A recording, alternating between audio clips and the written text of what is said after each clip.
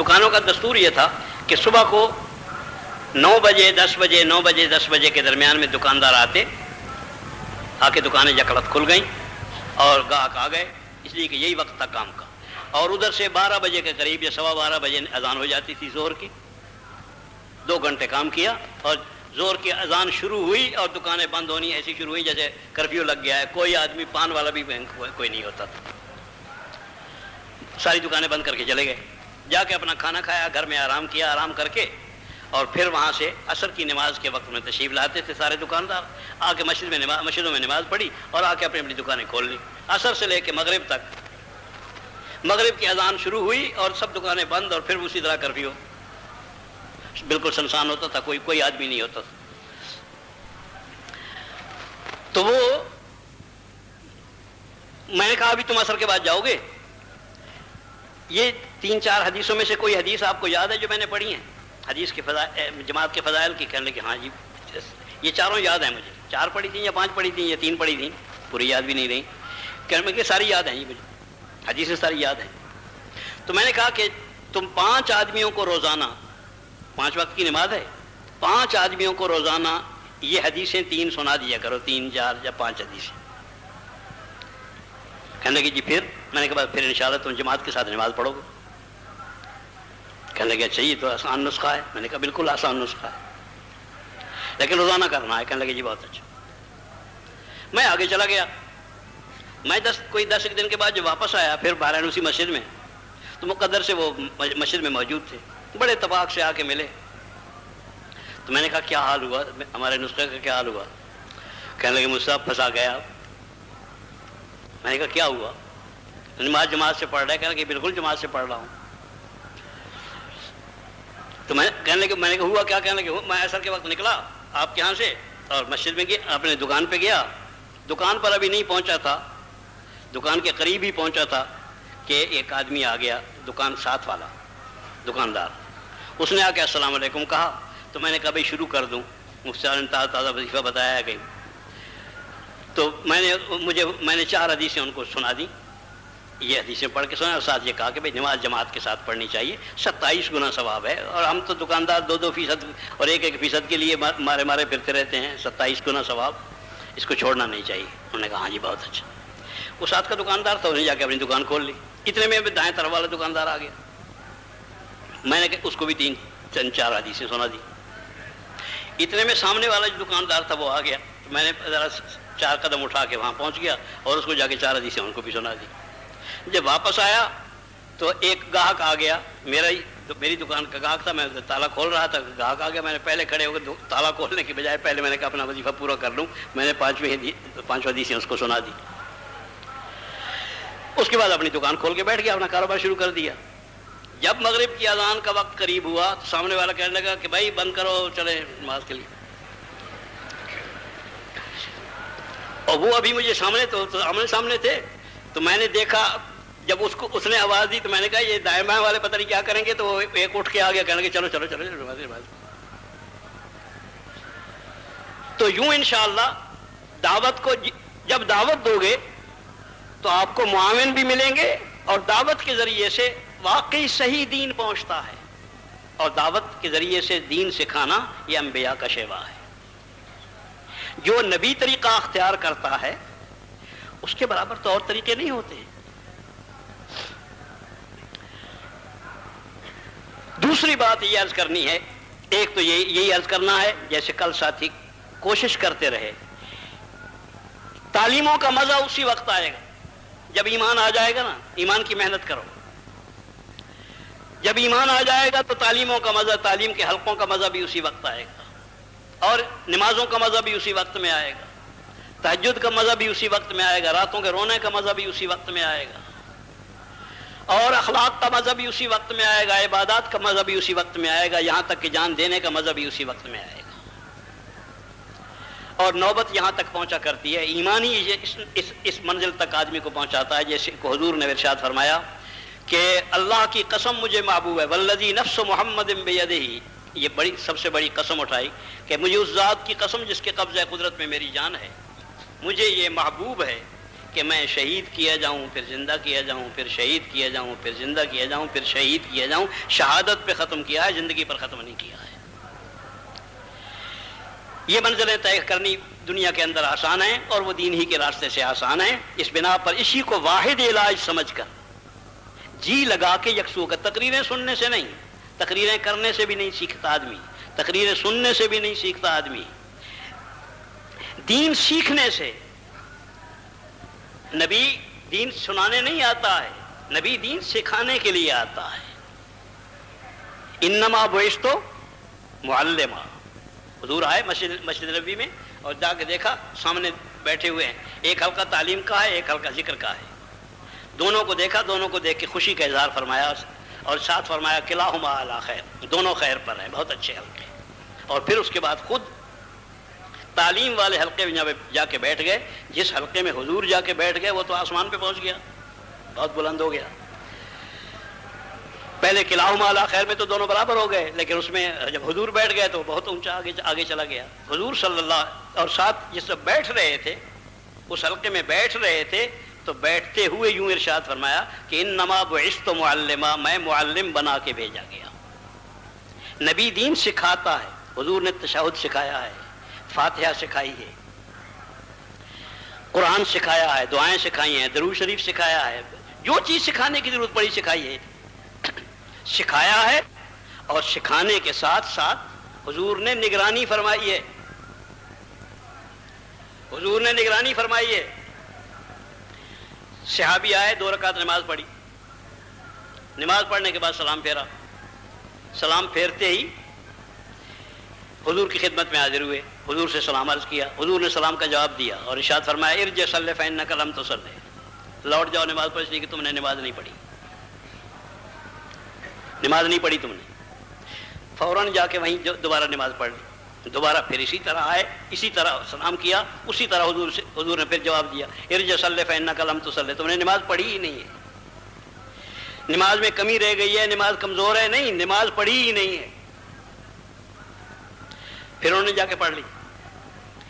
اس پر حضور صلی اللہ علیہ وسلم سے انہوں نے عرض کی کہ یا رسول اللہ آپ مجھے سکھا دیں. حضور نے ان کو نماز سکھائی تو امت کے سامنے مسئلہ آیا کہ صرف اتنی کمی ہو رہی تھی نماز میں کہ رکوع کے بعد اطمینان سے کھڑے نہیں ہوتے تھے اور 2 سجدوں کے درمیان اطمینان سے بیٹھتے نہیں تھے.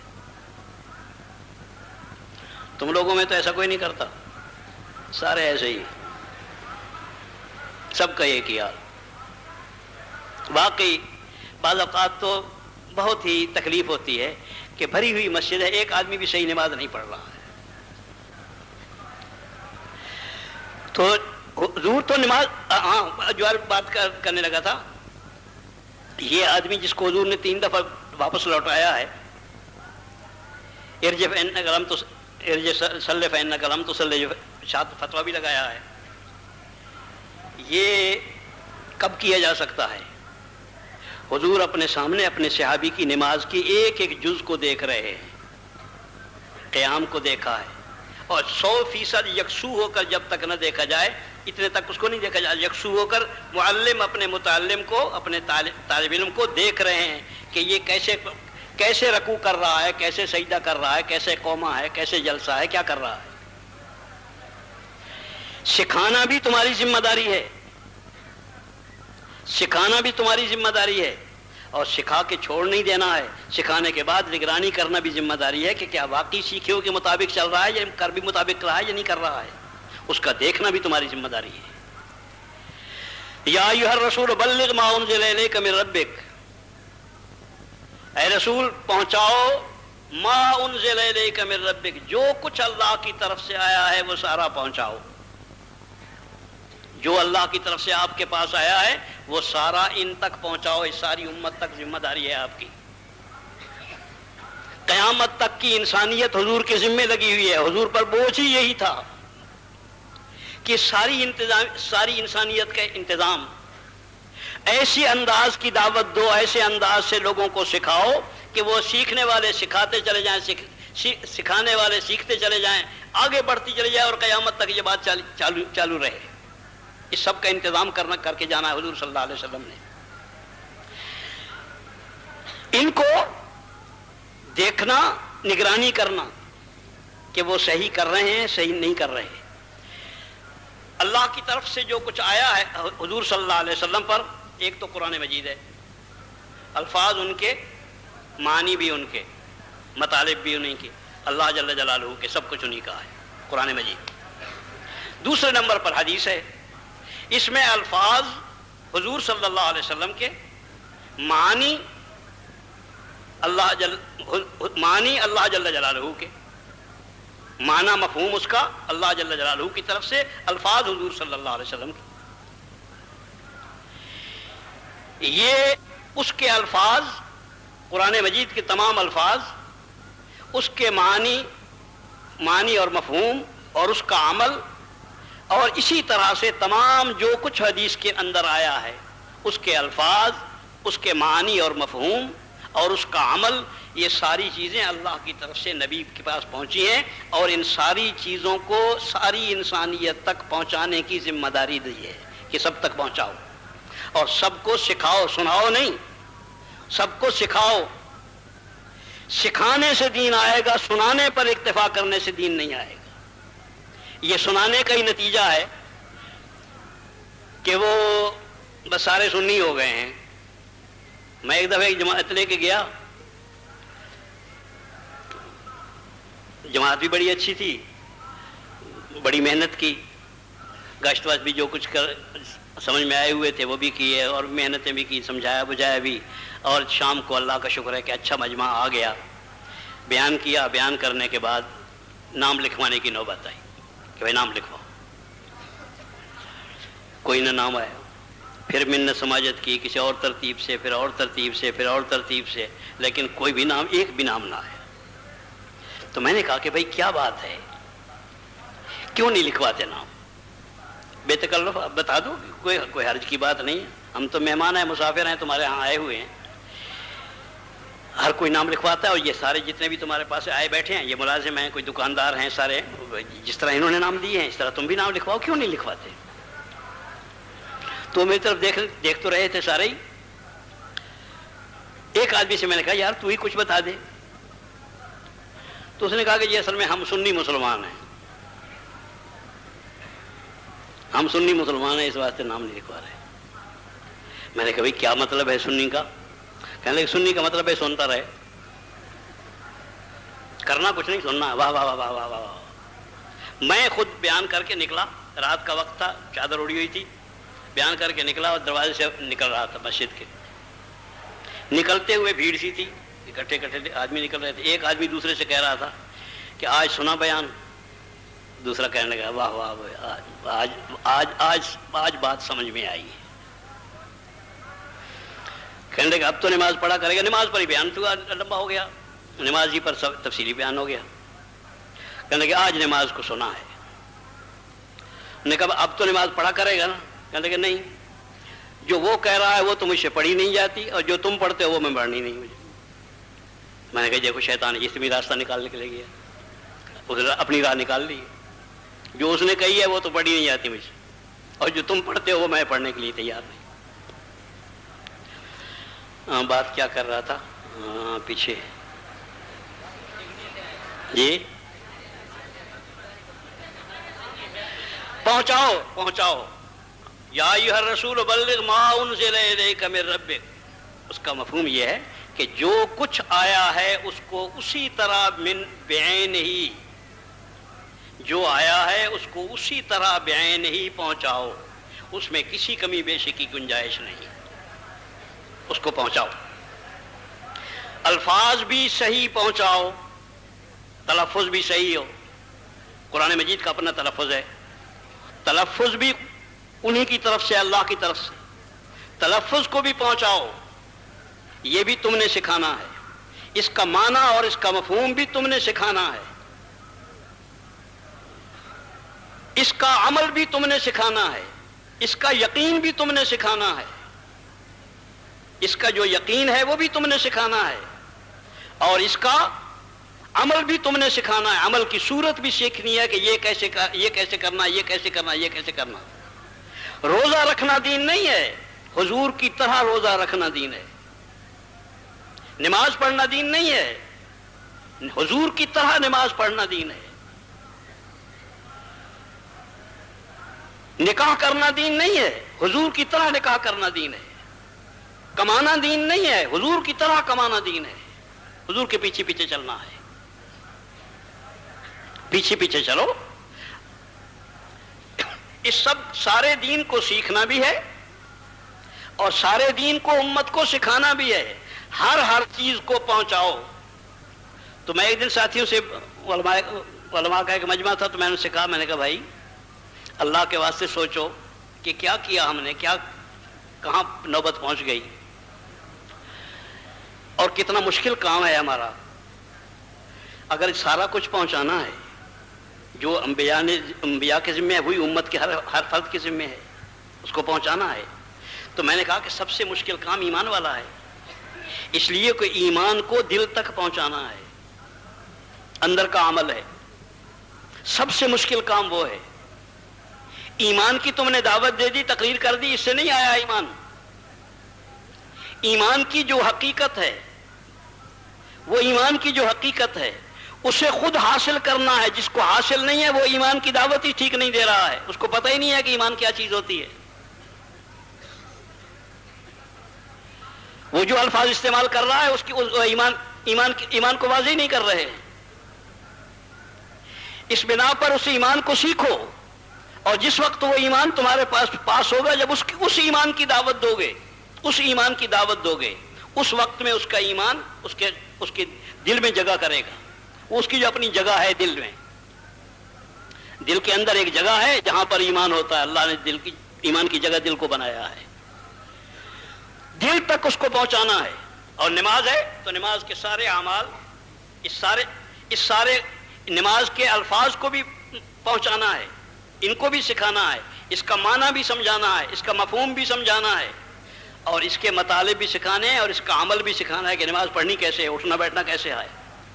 اور ساتھ ساتھ یہ کہ اس پر جو یقین ہے کہ اس نماز کے پڑھنے پر کیا ملے گا، اس کا یقین بھی اس کے دل تک پہنچانا ہے. جو حضور صلی اللہ علیہ وسلم کا ارشاد ہے کہ اگر کوئی مشکل پیش آئے تو 2 رکعت نماز پڑھ کے اللہ سے مانگو.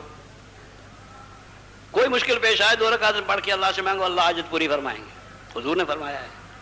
اب اس پر یقین ہو. اس پر جو یقین ہے سب سے مشکل حصہ وہ ہے. اور جو یقین حاصل کر لیتا ہے اسی کو پورے مزے آتے ہیں، اس لیے کہ وہی روح ہے اس عمل کی. اور صحابی آ رہے تھے، صحابہ کی ایک جماعت آ رہی تھی. آتے آتے ایک صحابی کا گدھا کھڑا ہو گیا، اور کھڑے ہوتے ہی اس نے یوں تڑپا ذرا سا، اور تڑپتے ہی گر گیا، اور گرتے ہی مر گیا.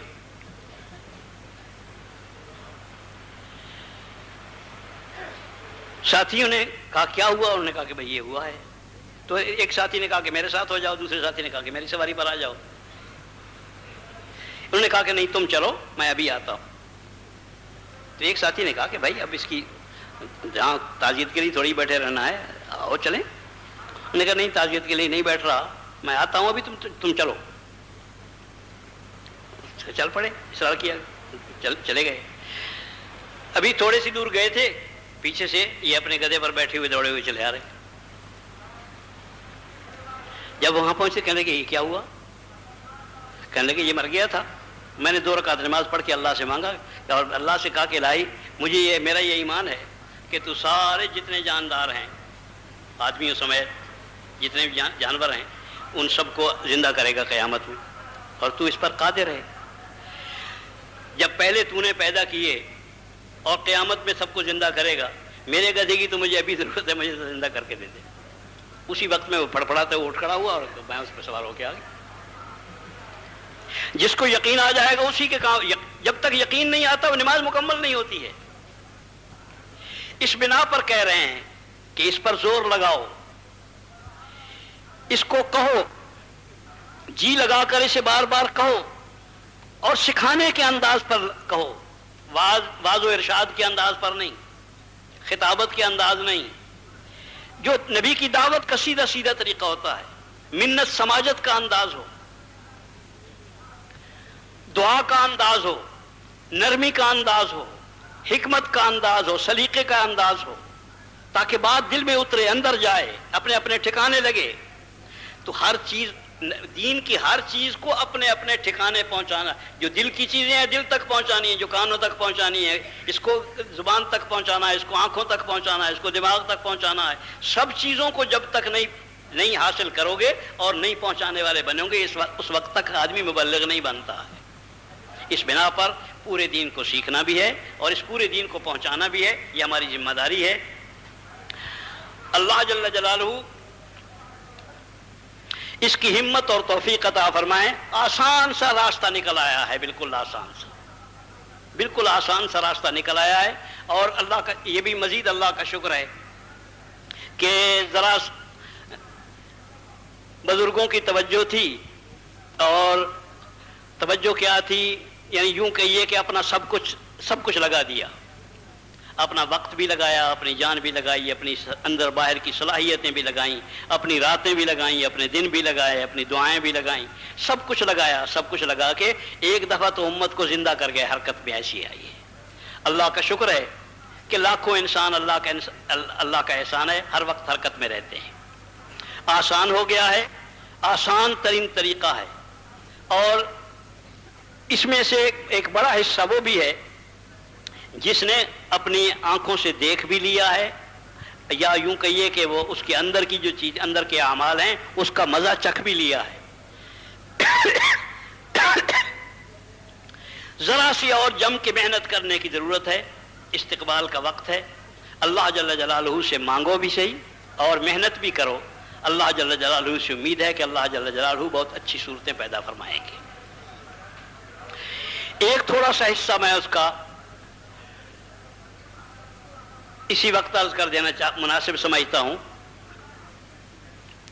کہ ایک صحابی نے منا میں، حضرت عثمان رضی اللہ تعالیٰ عنہ تھے. حضرت عثمان رضی اللہ تعالیٰ عنہ نے خلیفہ راشد ہیں، انہوں نے 4 رکعت نماز پڑھی منا میں، زور کی نماز تھی. زور کی نماز 4 رکعتیں پڑھی، 4 رکعتیں پڑھا کے چلے گئے. ایک صحابی نے جو موجود تھے ان 4 رکعتوں میں، انہوں نے اپنے ساتھی دوسرے سے ذکر کیا کہ حضرت عثمان نے 4 رکعتیں پڑھی ہیں، آج 4 رکعت نماز پڑھائی ہے. اس پر وہ صحابی کہنے لگے کہ میں نے حضور کے ساتھ 2 رکعتیں پڑھی ہیں، ابو بکر کے ساتھ 2 رکعتیں پڑھی ہیں، عمر کے ساتھ 2 رکعتیں پڑھی ہیں، یہ 4 رکعتیں کہاں سے آ گئی؟ اتنے میں جماعت کھڑی ہو گئی، عصر کی نماز جماعت کھڑی ہو گئی. اس صحابی نے جو یہ کہہ رہے تھے کہ 4 رکعتیں کہاں سے آ گئیں، میں نے وہاں پڑھی، وہاں پڑھی، وہاں پڑھی، 2 رکعتیں پڑھی ہیں، وہ دلائل دے رہے تھے کہ 2 رکعتیں ہیں.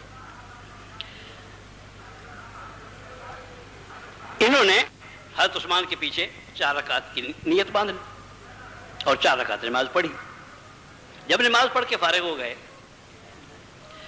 تو دوسرے وہی صحابی کہنے لگے کہ یار بڑے زور کے دلائل دے رہے تھے، تم بڑے زوروں پر آئے ہوئے تھے نماز سے پہلے تو، کہ 4 رکعتیں کہاں سے آ گئیں، اور پھر وہ انہوں نے آ کے 4 رکعتیں پڑھائی اور تو نے بھی 4 رکعتیں پڑھ لی. انہوں نے کہا کہ ہاں یہ الگ بات ہے، اختلاف کرنا شدید چیز ہے، اختلاف شدید چیز ہے. 2 رکعت 4 رکعت کا اختلاف ہو، اس میں کوئی بات ایسی نہیں ہے. 2 رکعت 4 رکعت سے فرق نہیں پڑے گا. اختلاف آپس میں پیدا ہو جائے اس شدید ہے. کوئی ایسی حرکت مت کرو جس سے امت میں اختلاف پیدا ہو. امت میں اختلاف پیدا کرنے کی کوئی گنجائش نہیں. سب سے بڑا گناہ امت میں اختلاف پیدا کرنا. اس امت کو حضور صلی اللہ علیہ وسلم نے اپنا خون بہا کر، اپنے ساتھی شہید کرا کر، اپنی بیٹیاں شہید کرا کر، اپنی راحتیں اور زندگی نبی کی پوری اور تمام صحابہ کی اسی پر لگی، امت کو جوڑنے میں لگی ہے. امت کو جوڑا ہے، امت کو اکٹھا کیا ہے. کوئی ایسی بات نہ کرو جس سے امت میں تفرقہ پیدا ہو، اختلافات پیدا ہو، ذہنی انتشار پیدا ہو. کوئی اختلاف کی بات اس کو کھا پی جاؤ، چپ ہو جاؤ. اگر کوئی بات کرنی ہے، کسی سے کہنی ہے، کوئی غلطی کر رہا ہے، اس غلطی کو سلیقے کے ساتھ، پیار کے ساتھ، محبت کے ساتھ جیسے کیا جاتا ہے. ماں دیکھتی ہے بچہ گندگی میں لتڑا گیا، آ کے پانی پہ پخانا کیا اور پھر اس میں ہاتھ مارنے شروع کر دی، اب سارا گندا ہو گیا. کیا کرتی ہے ماں؟ پھر مارتی ہے اسے، گالیاں دیتی ہے، جھڑکتی ہے، بھائی صاف کرتی ہے. بس کچھ نہیں کہنا ہے، بچہ ہے، کر لیا، غلطی ہو گئی، اس کو صاف کر لو. جو غلطی ہو کسی کی اس کو صاف کرنے کی کوشش کرو، اسی نیت سے کرو اور اسی سلیقے سے کرو تاکہ اس کی توہین بھی نہ ہو، اس کا تمہارا آپس میں اختلاف نہ بڑھے. ایک منکر کو رفع کرنے کے لیے 10 منکر پیدا کیے جاتے ہیں. 10 منکر کیا، 50 منکرات پیدا کیے جاتے ہیں، اور سمجھا جاتا ہے کہ شاید میں بڑے اصلاح حال کے آخری درجوں پر پہنچ گیا ہوں. یہ صورت نہیں. کوئی اختلافی مسائل مت چھیڑو، اسی لیے مسائل کا بالکل کوئی تذکرہ نہیں ہے، فضائل ہی فضائل ہیں. اس لیے کہ جب مسائل پہ آؤ گے گڑبڑ شروع ہو جائے گی. مسائل جتنے بھی ہیں مسائل ہیں، یہ نہیں کہ مسائل رفع ہو گئے ہیں، ختم ہو گئے ہیں، نہیں، مسائل تو موجود ہیں، مسائل بھی ہیں، اختلافات بھی موجود ہیں، وہ اندر بیٹھ کے کرنے کے ہیں. امت کو اس میں مبتلا کرنے کے نہیں ہیں. وہ مسائل وہ اندر بیٹھ کے کرنے کی باتیں ہیں، اندر بیٹھ کے سوچنے سمجھنے کی باتیں ہیں سلیقے سے، تاکہ کوئی انتشار بھی پیدا نہ ہو اور اصلاح حال بھی ہوتی رہی.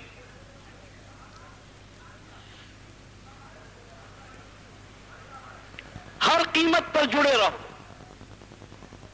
کچھ ہو جائے آپس کا جوڑ نہ ٹوٹے کسی قیمت پر. کوئی حد نہیں، کسی وقت بھی اس کی اجازت نہیں دی جا سکتی ہے. اگر آپس کا جوڑ نہیں ہوگا آگے کوئی کام نہیں ہو سکے گا. آگے کے جتنے کام ہیں وہ سارے کے سارے اسی صورت میں ہو سکتے ہیں جب آپس کا جوڑ ہو. بلکہ یوں معلوم ہوتا ہے کہ دو چیزیں ایسی ہیں، ایک تو آپس کا جوڑ، ایک آپس کا جوڑ اور ایک دین کی دعوت. اگر دین کے آپ مددگار دین کی دعوت نہیں دیتے ہیں، آپ دین کو پھیلانے کی کوشش نہیں کرتے ہیں، دین کو پہنچانے کی کوشش، دین کو سکھانے کی کوشش نہیں کرتے، آپ دین کے مددگار نہیں ہیں، اللہ کی مدد آج اس امت کے ساتھ باقی نہیں رہتی ہے. اللہم انصر من نصر دین محمد صلی اللہ علیہ وسلم، اے اللہ اس کی مدد فرما جو تیرے دین کا مددگار ہو. دعا میں بھی وہی شرط ہے، اس کی مدد کر جو تیرے دین کا مددگار ہو. جو دین کا مددگار نہیں اس کی اللہ مدد نہیں کرتا ہے. یہ امت جو دھکے کھاتی پھر رہی ہے یہ اسی بنا پر کہ یہ دین کی مددگار نہیں رہی. حضور صلی اللہ علیہ وسلم کا صاف ارشاد ہے کہ دیکھو، نیکی کی بات کہتے رہو، برائی سے روکتے رہو. نیکی کی بات کرتے رہو، کہتے رہو، برائی سے روکتے رہو. اگر تم نے یہ کام نہ کیا تو تمہارے صالحین تمہارے حق میں دعائیں کریں گے اور اللہ اسے قبول نہیں فرمائے گا. تمہاری دعا تو کیا قبول ہوتی، تمہارے صالحین اگر تمہارے حق میں دعائیں کریں گے تو بھی وہ تمہیں خدا کی مدد نہیں پہنچ سکے گی. یہ اللہ کی مدد ہوتی ہے، صالحین دعائیں کرنے والے مل جائیں، لیکن وہ بھی دعائیں کریں گے تو وہ دعا بھی قبول نہیں ہوگی تمہارے حق میں. یہ دونوں چیزیں، کبھی کسی قیمت پر دعوت کا کام نہیں چھوڑنا ہے اور کسی قیمت پر، ہر قیمت پر آپس میں جڑے رہنا ہے. کچھ ہو جائے بگاڑ کبھی پیدا نہ ہو، ہر قیمت پر جڑے رہو. میں اس کے کچھ چیزیں یاد آ رہی ہیں مگر بس تفصیل کا موقع نہیں اور ہمت بھی نہیں رہی. آپس کا جوڑ ایسی بنیادی چیز ہے کہ اگر آپس کا اختلاف ہوا تو اللہ کی مدد ہٹ جائے گی. اس بنا پر دین کو صرف کہنے سننے پر نہ مت چھوڑو، بلکہ دین کو کرنے پر آؤ. اور کرنا جب ہو سکے گا جب اس کو سیکھنے کے انداز پہ سیکھو. دین سیکھنے والے بنو.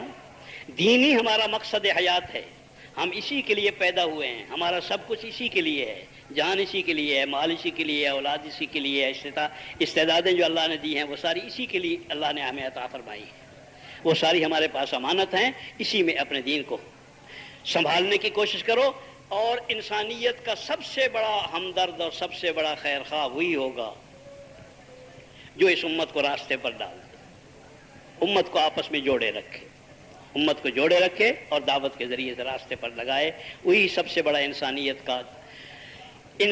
کا سب سے بڑا خیر خواہ اللہ کے ہاں شمار ہوگا۔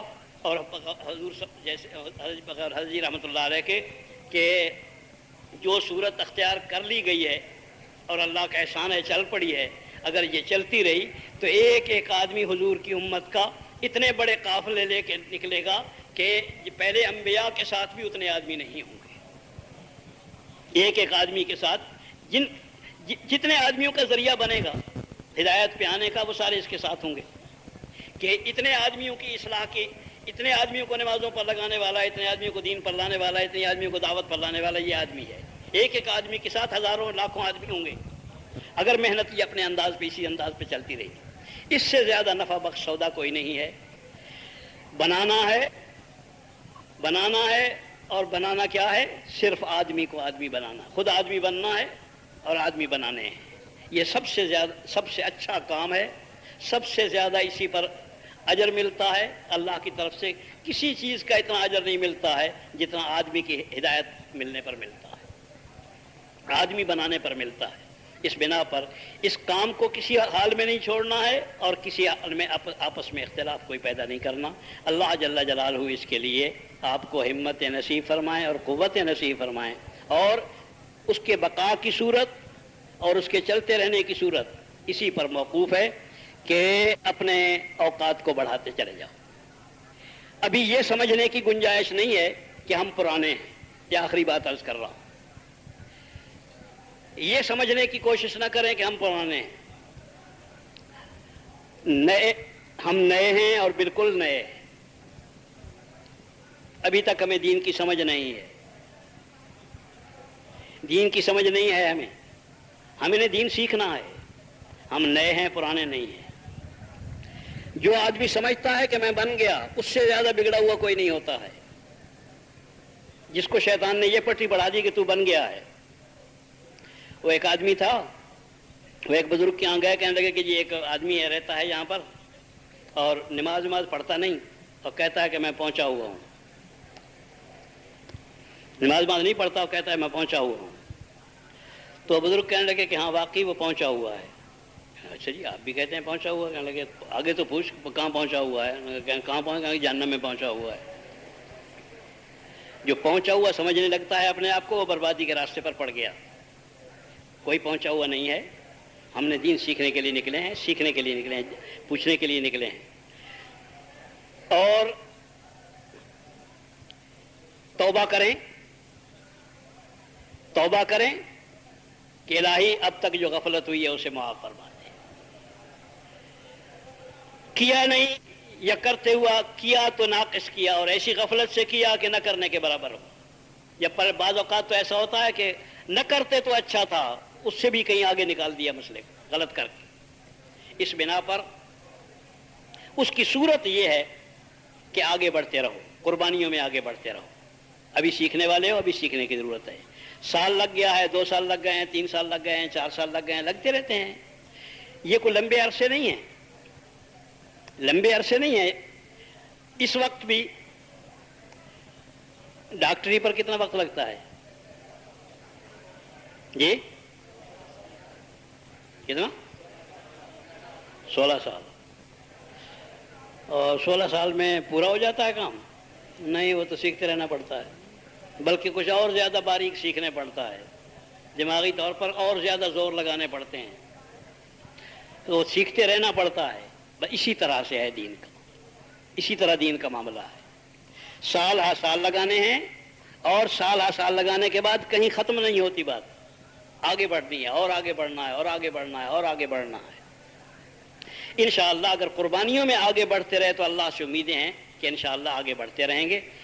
اس لیے اس میں شبہ نہیں کہ جوڑ جو ہے یہ تشکیلیں کرنے کے لیے ہم نے نہیں رکھا تھا، ہم نے تشکیلیں کرنے کے لیے جوڑ نہیں رکھا تھا، جوڑ تو اسی لیے رکھا تھا کہ آپس میں ملیں جلیں گے نئے پرانے، اور اللہ جل جلالہ سے امید ہے کہ کام میں آگے بڑھیں گے، نئے پرانے ملیں گے، مل کر رہیں گے 10 دن، تو اللہ سے امید ہے کہ کچھ سیکھیں گے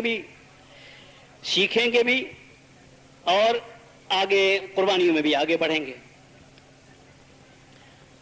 ہمارے ایک ساتھی تھے مرحوم مولانا نور محمد صاحب، مفتی کفایت اللہ صاحب رحمۃ اللہ علیہ کے یہاں جلسہ تھا مدرسے کا، تو کہنے لگے کہ مفتی کفایت اللہ صاحب نے فرمایا کہ بھائی جلسے میں جتنے مقررین ہیں ان کے اوقات بھی مقرر ہیں کہ فلاں وقت میں فلاں کی تقریر ہوگی، فلاں کی فلاں وقت فلاں کی تقریر ہوگی، تو تقریریں اپنی اپنی جگہ پر کریں ضرور، لیکن مدرسے کے چندے کا کوئی سوال نہ پیدا کریں جلسے میں، ہمارے مدرسے میں چندہ نہیں ہوتا ہے۔ ساروں نے تقریریں کی اور کسی نے اس کا ذکر نہ کیا۔ مولانا نور محمد صاحب ہمارے ساتھی تھے، میواتی تھے، انہوں نے تقریر فرمائی، مقرر بھی بڑے اچھے تھے، تقریر کی، تقریر کرنے کے بعد فرمانے لگے کہ باقی آخر کی بات ایک میں یہ پوچھنا چاہتا ہوں کہ بھائی مولانا مفتی کفایت اللہ صاحب نے ہمیں منع کیا ہے کہ چندے کی اپیل نہ کرنا، تمہیں بھی منع کیا ہے کہ چندہ نہ دینا؟ تو اللہ کا شکر ہے کہ وہ سارا جو ہوتا تھا اس سے کئی گنا زیادہ سب کچھ ہو گیا۔ تو اگر یہ ہم لوگوں سے انہوں نے کہا کہ بھئی تشکیلیں کرنے کے لیے ہم نے نہیں بلایا ہے، تو اس کا مطلب یہ کہ تم نے تشکیلیں کرانی نہیں اپنی، تو آگے کیسے بڑھیں گے؟ تو قربانیوں سے آدمی آگے بڑھتا ہے، سیکھنے والے ہیں، کرنے والے ہیں۔ بتاؤ کون کون تیار ہیں سال کے لیے، 7 مہینے کے لیے؟ ہمت حوصلے کے ساتھ۔ ہاں بھائی، جماعتوں کی شکل میں بھائی نام پیش فرمائے، ہر علاقے کی جماعت ہو۔ جی، دیر سے 7 مہینے کی جماعت، اللہ قبول فرمائے، اللہ آسان فرمائے۔ اور بھائی اور جلدی مگر جلدی دیر ہو گئی، نہ بیٹھے رہیں، اٹھے نہیں بھائی، بھی اٹھے نہیں، اللہ جزائے۔ نقد بھائی نقد، ارادہ نہیں، اب تو نقد ہی۔ 1 سال کی جماعت، ماشاء اللہ، اللہ قبول فرمائے، اللہ آسان فرمائے۔ اور بھائی جلدی جی جی، کیا نام، کہاں سے؟ باجوڑ سے؟ کتنا؟ باجوڑ کی تو 10-12 جماعتیں ہوں گی۔ کتنی جماعتیں؟ اللہ قبول فرمائے، اللہ آسان فرمائے۔ جی، اور بھائی جائیں نہیں، سارے ساتھی تشریف رکھے بھائی، اپنی جگہ پر بیٹھے رہے، 1-2 اعلان بھی کرنے ہیں، تشریف رکھے بھائی۔ جی، اور جی بتائیں بھائی، ہمت کر کے نقد جماعتیں، اب انشاءاللہ جماعتیں رخصت۔ اللہ میں نے ویسے ذکر کر دیا ہے، اس کا ذکر کر دیا ہے کہ یہ کام بھی کرنے کا ہے، انشاءاللہ کریں گے مغرب کے بعد۔ باقی اس وقت مجھے دو چیزیں عرض کرنی ہیں۔ ایک تو یہ ہے کہ یہ جو تمہیں اس دفعہ پیش آیا اجتماع، تو بھائی ہم نے یہ جوڑ جو رکھنا تھا وہاں میدانی میں رکھنا تھا جہاں اجتماع ہوتا ہے، اس لیے کہ ماشاءاللہ یہ اپنے یہ جوڑ جو ہے یہ اجتماع کے قریب ہی جا پہنچا ہے، خیر سے اپنے وزن کے اعتبار سے شاید اس سے بڑا بھی ہے۔ رکھا بھی وہی تھا، لیکن اسی دن بارش ہو گئی اور وہاں دلدل ہو گئی، اس واسطے واپس آ گئے۔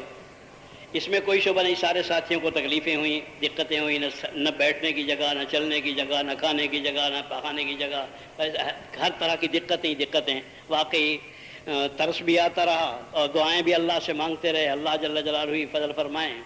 وہ بارش، اور پھر اس دن ہم نے کچھ 200 سے زیادہ آدمی لگائے کہ پانی نکالیں، جو کچھ پانی جمع ہو گیا کھیت ویت میں، وہ بھی تمہارے آنے کا دن تھا، ابھی آنے کے دن سے پہلے کی بات ہے، وہ پانی نکال لیا اور دوسرے دن زوردار پھر بارش ہو گئی، آگے بڑھ گیا یہ بات، وہ پانی نکالنے کا حصہ بھی باقی نہیں رہا۔ لیکن پھر بھی ماشاءاللہ ساتھیوں نے، اللہ انہیں جزائے خیر دے، ہمت ہاری نہیں ہے، اس میدان کو بنانے کی کوشش میں اب تک لگے ہوئے ہیں ہم، کہ اللہ کرے وہ جگہ کھلی مل جائے تاکہ بیٹھنے اٹھنے اور لیٹنے کی سہولت بھی وہاں زیادہ ہے، میدان بھی کھلا ہے، ساری چیزوں کی سہولت اللہ کرے سہولت کی پیدا ہو جائیں، اس کے لیے دعائیں بھی مانگو اللہ جل جلالہ سے۔ اگر اس وقت ارادہ یہی ہے کہ اب کل کا دن ہے، پرسوں انشاءاللہ جماعتیں رخصت ہو جائیں گی، یہی ہے نا، کل کا دن ہے، پرسوں جماعتیں رخصت ہو جائیں گی اور پھر واپس آئیں گی۔ خیال یہ ہے کہ اب مجمع کو وہاں لے جانے پر ابھی تک آسمان کا حال پتہ نہیں کیا ہے، موسم ایسے چل رہے ہیں، پھر اگر ہوئی تو تھوڑا سا وقت ہے، یہ بھی اسی آمد رفت میں لگ جائے گا۔ اس بنا پر خیال یہ ہے کہ اب اس وقت منتقل نہ कुछ मेहनत की है, बाहर से मिट्टियाँ ला के और रेतें डाल के और किसी तरह मैदान को कुछ मैदान बनाने की कोशिश तो करते रहे हैं, लेकिन फिर अगर खुदा न खास्ता बारिश हो गई वहाँ पर तो बहुत दिक्कत ज़्यादा होगी और वक्त बहुत थोड़ा सा है। तो राय ये बन रही है हम लोगों की कि यहीं गुजारा कर लें ये 1.5 दिन का, इंशाअल्लाह वापसी उसी तरफ, अल्लाह करे मौसम भी दुरुस्त हो जाएगा तो उधर कर लेंगे। क्या राय है तुम लोगों की? यही? हाँ, यही अल्लाह जज़ाए खैर दे। हमारी राय भी ये है, सारे अल्लाह से दुआएं भी करो और अल्लाह जल्ल जलालहू से आसानी मांगो कि हम कमज़ोर हैं, ज़ईफ़ हैं, अल्लाह तो आसानियाँ पैदा फरमा दे हमारे लिए। दूसरी बात ये अर्ज़ करनी है कि ये जो जितना एक मैदान हमें मिला हुआ है, जो मैदान मिला हुआ है, इसके अंदर एक हिस्सा है जिसमें गाड़ियाँ खड़ी हुई हैं। गाड़ियाँ इसमें कोई शुबा नहीं, अपनी हैं, हमारी हिफाजत करना भी हमारी जिम्मेदारी है। हिफाजत के उन्वान से यहाँ खड़ी की जाती हैं आम इज्तिमाओं के दरमियान में, यहाँ मौके पर, लेकिन इनको ये सामने स्कूल है, जगह महफूज मौजूद है, उस महफूज जगह पर स्कूल के अंदर यहाँ से ले लें ताकि मजमे को सहूलत खासी हो जाएगी। जो इस तरफ गाड़ियाँ लगी हुई हैं मशरक़ में, वो गाड़ियाँ भी, और जो इस तरफ लगी हुई हैं ये गाड़ियाँ भी, मेहरबानी करके अभी ज़ोहर के बाद इन गाड़ियों को मुंतकिल कर दें स्कूल की तरफ। ये अभी ये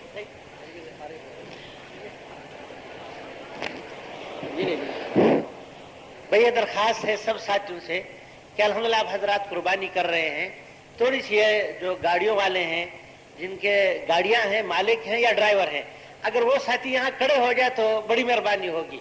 हाँ जी, जो गाड़ियों वाले साथी हैं, हाँ जी, कोई है भाई इसमें जो गाड़ी जिनके मगरब मेहराब की तरफ, मस्जिद की मेहराब की तरफ और मशरिक की तरफ, शुमाल जनूब की तरफ जो साथी उनकी गाड़ियां हैं,